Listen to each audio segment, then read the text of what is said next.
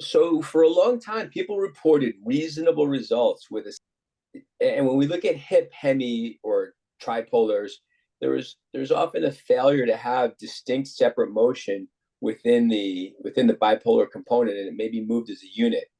Is this going to be fundamentally different, or Howard and Andy and Joe? Is there a role for a CTA prosthesis in your current practice?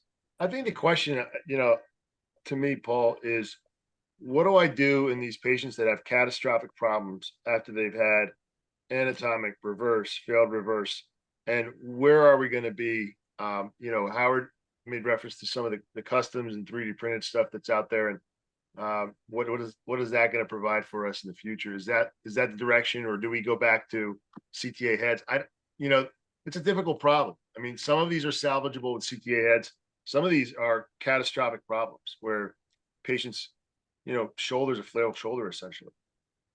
So what is the solution? What do you see down the pike yourself, Paul? I really don't know. I have to tell you, I've been pleasantly surprised with the results implants that I've placed in the shoulder. And for whatever particular reason, the degree of distalization, lateralization that's commensurate with at least the implant that I've used, and maybe more than I would have wanted to if I was the designer, has resulted in better range of motion and better function in a completely cuff deficient shoulder.